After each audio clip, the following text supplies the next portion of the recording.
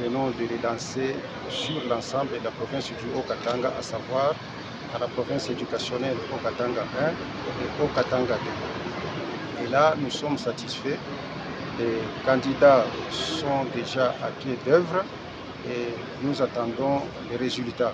Nous avons transmis les messages d'encouragement et de félicitations. Nous avons déconseillé de sombrer dans les antivaleurs. Et nous espérons qu'ils vont s'y tenir et nous les encourageons. Le dernier mot, c'est celui à transmettre aux élèves réguliers et aux parents d'élèves.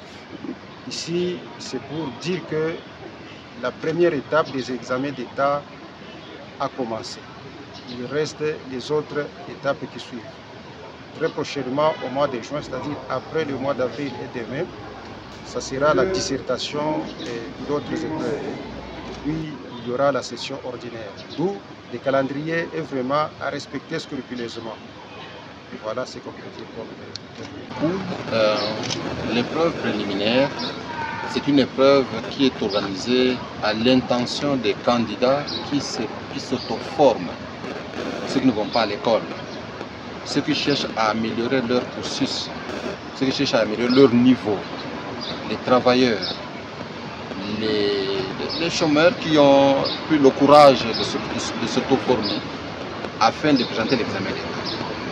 L'épreuve préliminaire veut s'assurer si ces candidats qui désirent, qui aspirent à aller présenter l'examen d'État, s'ils ont un minimum de connaissances, leur permettant d'aller aborder, d'aller affronter l'examen d'État proprement dit. Et donc, nous allons les évaluer au préliminaire.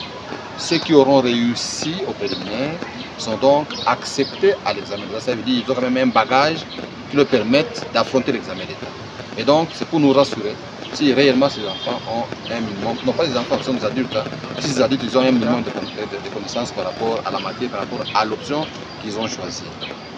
Ils sont dans plusieurs options, chacun d'eux maîtrise le programme de cette option-là, et bien nous voulons nous rassurer ce niveau-là. Vous savez que pour les réguliers, les scolarisés, il faut avoir terminé la troisième des humanités.